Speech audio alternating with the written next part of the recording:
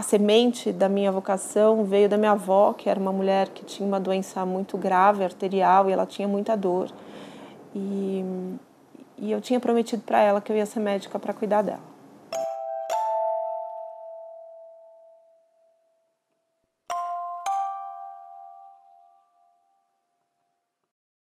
Na verdade, eu já falava sobre a morte desde quando eu entrei em contato com pacientes com risco de vida, né? Pacientes que morrem, pessoas que morrem. Não podia falar sobre a morte, era meio que proibido. Era como se a gente pudesse oferecer para o paciente um grande risco quando a gente falasse sobre a morte dele.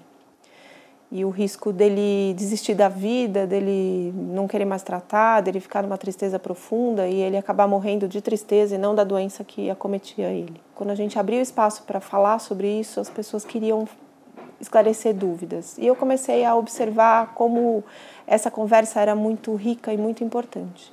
E que as dúvidas das pessoas que cuidam de gente que morre são dúvidas amedrontadoras e que os médicos muitas vezes não sabem responder, os profissionais de saúde não sabem responder, os líderes religiosos também não sabem resolver isso, porque muitas vezes se fala da vida depois da morte, mas a vida enquanto acontece, o processo de fim de vida, ninguém consegue responder a respeito. E aí eu comecei a tomar notas a respeito dessas conversas com os pacientes, as minhas inquietudes, as coisas que eu encontrava nos livros quando eu buscava alguma resposta. E a surpresa grande veio a partir de um convite para fazer uma palestra de um evento que chamava TED, que eu nem sabia o que era. Era uma coisa que para mim era uma novidade. Quem vai sentar do outro lado? Está preparado para isso? Porque o tempo que os dois vão trocar é exatamente o mesmo. 15 minutos o médico dará da vida dele, 15 minutos ela receberá dele. Só que a diferença entre esses dois personagens dessa cena é que ela não tem tempo para perder. E aí, alguns meses depois desse vídeo ter ido para o YouTube, né, se tornar público e as pessoas começarem a compartilhar, eu recebi o convite para escrever um livro com esse tema.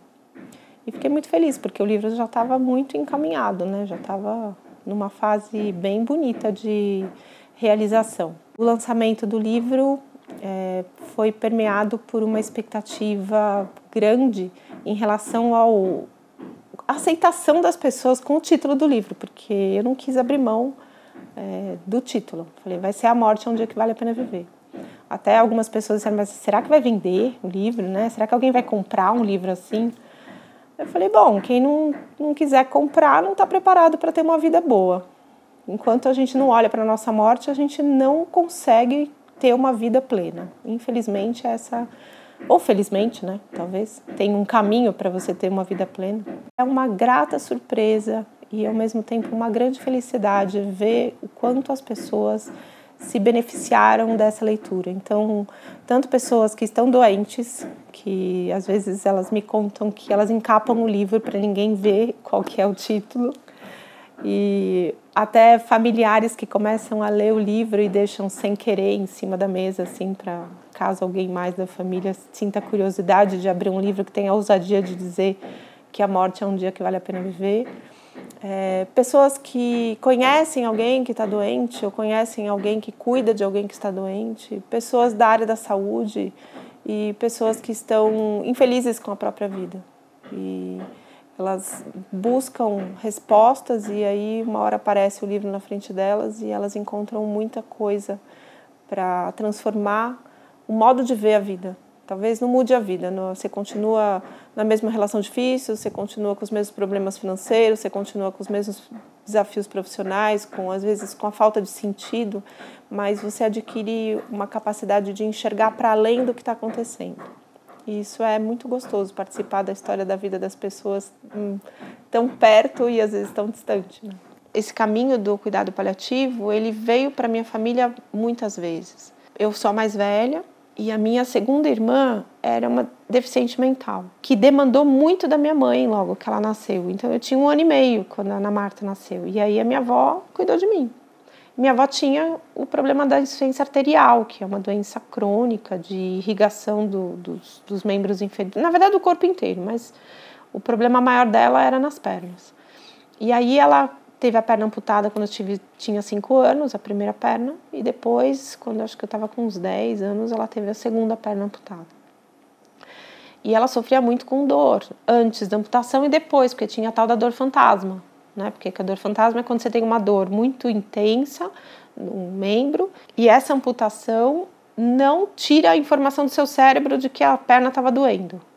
Então, você continua tendo dor num pé que não existe. Você olha para o seu pé, não existe, mas ele está ali, está doendo. Eu tive contato com médicos a partir dessa experiência, principalmente a experiência da minha avó, porque o médico ia em casa fazer visita para orientar os cuidados do curativo, os cuidados com a dor e tudo mais.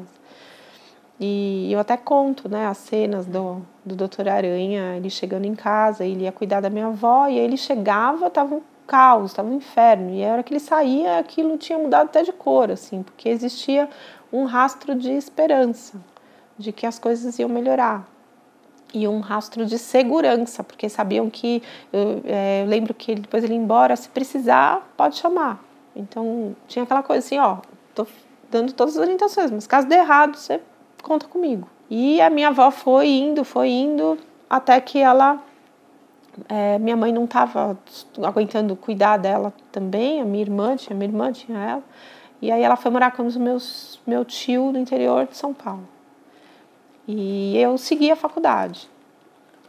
E aí foi quando eu saí da faculdade, ela teve uma piora importante da dor e foi quando eu decidi voltar por causa dela. A minha avó morreu no dia da minha formatura. Então eu não pude cuidar dela. Durante muito tempo eu carreguei isso como sendo um grande sentimento de culpa, né? Porque se eu tivesse me formado 6 meses antes, se eu não tivesse parado a faculdade, eu teria cuidado dela pelo menos 6 meses. Mas mais pra frente eu entendi que na verdade ela ficou para eu poder me formar. Foi um presente dela, ela que cuidou de mim. Porque se ela tivesse morrido antes, eu teria desistido, não teria voltado. Uma morte bonita é um diploma. De que você cumpriu todas as etapas que você foi desafiado.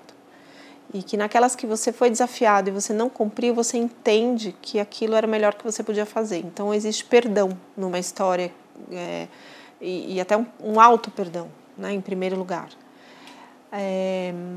E a morte tem muita beleza, desde que ela possa ser protegida da interferência de outras vidas. Então, tem que ser a morte que cabe naquela vida, não a morte que alguém acha que aquela pessoa tem que ter. Então, eu acho que tem que morrer na UTI, eu acho que tem que morrer em casa, eu acho que tem que... Se não é você que está morrendo, não ache nada. Se pergunta para a pessoa que está vivendo isso o que ela quer. Então, essa beleza, para mim, ela é muito clara no sentido de coroar esse tempo todo. É quando desabrocha ali. Eu falo assim, para mim era como se fosse... Não tem o lótus que desabrocha na lama?